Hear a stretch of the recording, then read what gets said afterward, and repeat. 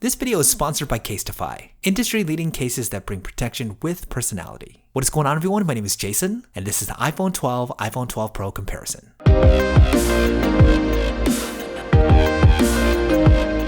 Okay, so the new iPhone 12 and iPhone 12 Pro have finally been made available to the general public, and out of the 4 phones announced a couple weeks back, there's no doubt that these two are going to be the most popular. Now, if you weren't one of those early birds who pre-ordered as soon as Apple had them on its website, you're likely on the fence of which phone is better for you. And that's actually a really good question because, let's face it, the iPhone 12 and the iPhone 12 Pro seem pretty similar. So today I want to do a good old-fashioned JSL review comparison video, going over what the key similarities are between both phones, but also highlighting their key differences, all in an effort to help you decide on which new iPhone is better for you. Now, before we get into the review, if you're into checking out the latest consumer tech products before you buy them, or if you're just a tech head like me, I make a video like this every single week, so make sure to hit that thumbs up button, and don't forget to subscribe so you can be the first to know when a new JSL review is out and you don't miss anything. And quick question for you guys, before I get into this comparison, which phone are you thinking about going with? The iPhone 12 or the 12 Pro? Curious to get your thoughts. Let me know what you guys are thinking in the comments down below.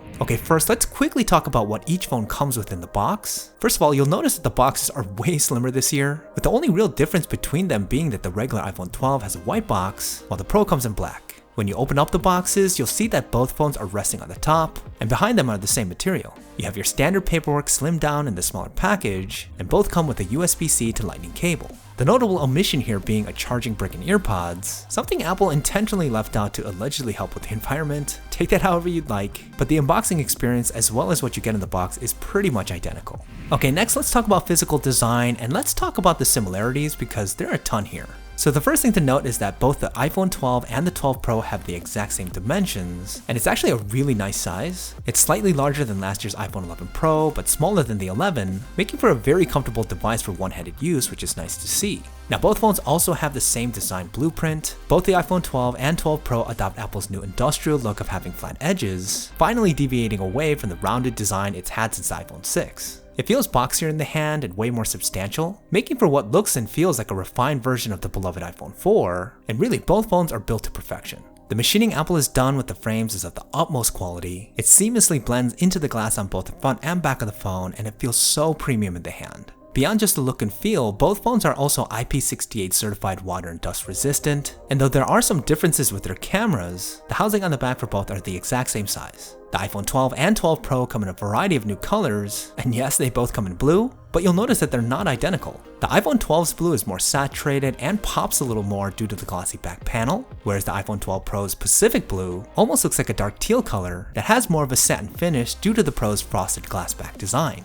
Now, another design element that is different is that the iPhone 12 uses aluminum for the phone's frame. Apple did a really good job with color matching, and it has this matte finish which provides good contrast to the phone's glossiness. The 12 Pro uses surgical grade stainless steel for its frame, and it has this polished mirror finish. I gotta say, it does feel super nice in the hand, and it makes the Pro slightly heavier than the regular 12, and though it does attract a ton of fingerprints, it does add some needed glitz to this phone. At the end of the day, both are gorgeous in their own right. I do personally like the frosted look of the iPhone 12 Pro slightly better. It's a bit more subdued and classy, truly a stunning phone that you just can't take your eyes off of. Now, given that both of these are beautiful and quite an investment, you're probably going to want to do your best to keep them safe and as pristine as possible. And one of the best ways you could do that is by using an awesome case by the company Casetify, today's video sponsor. Now, I've personally been using Casetify cases for a while now for a multitude of reasons. First is protection. The cases have their proprietary Chi-Tech shock dispersing technology, making for military grade 3-meter drop protection, and this has legit saved me so many times. I have a 2-year-old who likes to regularly use my phone as a frisbee. It also has a slightly raised bezel around the front for solid screen protection, and Casetify is able to provide all this while keeping a super slim profile. Plus, they just launched a new collection of drop-tested cases that also have antimicrobial coating. Super important these days as our phones are probably the things that we touch the most. On top of all that, Casetify cases are known for their amazing designs which legit look awesome and come in a variety of different looks. Personally loving this dope shipping label one, gives the phone a really modern aesthetic. Plus, you now have an option to even customize your own case, and it's super easy to do. Just go on their website and pick the style case that you want, and you can start customizing right away using your browser. Simple as that.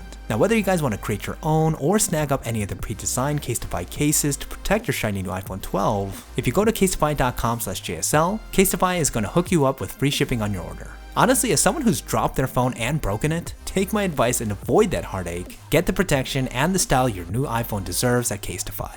Okay, next let's talk about displays. Both the iPhone 12 and the 12 Pro have 6.1-inch Super Retina XDR OLED displays, coming in at a resolution of 2532 by 1170, making for around 460 pixels per inch. And man, they look fantastic. The displays can get really bright, colors are vibrant, you get great contrast, and the reduced bezels make for a more immersive experience. The most notable thing to me here is that they both have this amazing panel. Last year's iPhone 11 was equipped with a controversial sub 1080p LCD display, a deal breaker for many, so this is a major improvement from last year. Now there's still a notch at the top because both iPhone 12 still leverage Face ID as their biometric security system. I understand it's a big price to pay in 2020, but I'm a major advocate of Face ID. I truly think it's one of the best features Apple has ever made, and at the end of the day, you really do get used to it being there quite quickly. Both displays are using Apple's new ceramic shield, which the company claims provides 4x better drop performance, which is good to see because replacing these screens are quite expensive. Now another notable thing about the displays here is that they both come in at a standard 60Hz refresh rate. As many flagship phones have transitioned to 90 or 120Hz displays, it's an omission that needs to be recognized here. I mean, I know the benefits of a high refresh display on something this size may not add a ton of value, but it would have been nice to have at least on the Pro model to help better differentiate between the two. So at the end of the day, there's really no difference at all between the iPhone 12 and the 12 Pro when it comes to displays. They're both great, and it's particularly a huge plus for all of those who held out on the iPhone 11. This one upgrade alone makes the 12 that much more compelling in 2020. Okay, next let's talk about performance and functionality. Both phones are packing Apple's newest chipset, the A14 Bionic, no doubt a blazing fast processor that continues to provide a buttery smooth user experience, even when doing some pretty spec-intensive activities. Now a difference here is that while the iPhone 12 comes equipped with 4GB of RAM, the 12 Pro has 6, which should give it better performance when doing things like multitasking or keeping apps open in the background. They both have the same size internal battery that can support quick charging and wireless charging. Notable thing here is that they both support Apple's new MagSafe charger and accessories, which is nice to see. And so far, battery life has been pretty solid for both. I've been able to get through a day of pretty heavy usage without any issues, and it is nice to know that whatever future accessories Apple or third parties build into the new MagSafe technology, both the iPhone 12 and 12 Pro will be able to take advantage of them. Both phones are also 5G compatible, with US versions capable of taking advantage of millimeter wave. It's more of a future-proof feature right now, but again, great to see on both versions of the phone. Now a difference here that I actually think is really important is with base storage. The iPhone 12 Pro comes with 128GB of internal storage on the base model, while the iPhone 12 comes with a measly 64. That's significantly low for 2020 standards, and I'll explain more on why I see this as a big deal a little later when I talk about price. But all in all, when it comes to overall performance between these two phones, it's again extremely similar, and both do an outstanding job. Okay, last, let's talk about the cameras on these phones. The most obvious difference right off the bat is going to be that the iPhone 12 Pro comes with a total of 3 cameras on the rear, a primary wide angle, a telephoto zoom, and an ultra wide, while the iPhone 12 only comes with 2, lacking the Pro's zoom lens. The sensors on the shared cameras are the same though, and the pictures you're able to get out of both are pretty incredible. Both phones leverage all of Apple's image processing magic like Deep Fusion and Smart HDR, and they can generate some of the best stills coming out of any phone right now. The front-facing cameras are also identical in terms of features and quality, and a big change for both is the addition of night mode selfies, which is great to see. Now it's a similar story when shooting video on both the iPhone 12 and 12 Pro. A notable feature here is that they can now shoot 4K video in Dolby Vision HDR, kind of ridiculous to see on a phone, but one minor difference here is that the 12 is limited to shooting in this format at 30 frames per second, while the Pro can go up to 60 FPS. And no surprise, the video quality on both the iPhones are best in class. Apple continues to dominate in smartphone video, and you get virtually the same amazing quality out of either device. Now an interesting difference here is that the Pro comes equipped with a LiDAR scanner as part of the rear camera suite, which does give the 12 Pro better autofocus in low light, which in turn allows the 12 Pro to take better low light photos and take advantage of night mode portrait shots. Now so far in my testing, I really don't see a major difference in most low light shots between the two, and though the night portraits do look pretty cool, it's not something I think majority of consumers out there are gonna need or use. So at the end of the day, there are some differences here when it comes to the cameras, but nothing I would say that makes one dramatically better than the other.